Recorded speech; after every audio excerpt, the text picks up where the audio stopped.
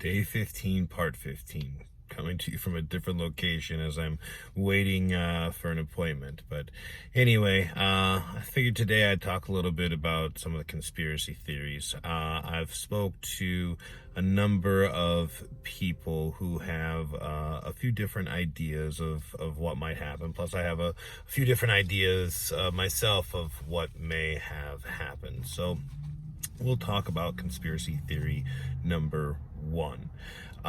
So my thought is that, since the state of South Dakota provided Howard with a motive, the $78,000 in child support plus the medical bills, and they gave him ample time to prepare for trying to figure out a way to maybe manipulate the situation. They did not require him to come back to South Dakota. They allowed him to take the DNA test in Alabama near the military base that he was stationed at, also at a facility that was once closed down 2 years after the specimen was collected. My thought is that, if a person was facing, having to spend hundreds of thousands of dollars, would they be desperate enough to try and manipulate the system? Would they be willing to go into a clinic with $5,000-$10,000 in their cash and hand it to somebody and say, hey, put your DNA in there and not mine, and we'll never talk about this again? Because all he had to do was make sure that whatever DNA that was collected did not match mine. Or the other thought process along these lines is, this was 1997. The laws were way different. Security was way different. We didn't have the HIPAA compliance that we have now.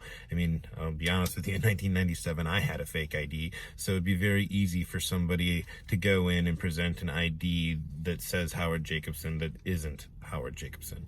So possible that he didn't take the test either. But, I also found it kind of interesting when I was going through some of these negotiations with, my stepsister, half sister, I guess is what it would be. She even brought up the fact of, maybe you need to test my uncles, if this is turning up there. I'm like, wow, that was kind of crazy, but maybe that's even a thought process. Maybe one of my uncles took the test for him. So I think that there's something there with that test in Alabama. And unfortunately the facility's gone, and unfortunately the records are gone, so it's going to be a really hard process to figure out. But that's one theory of what could have happened. So again, appreciate everything that you guys are saying, and appreciate the encouraging words.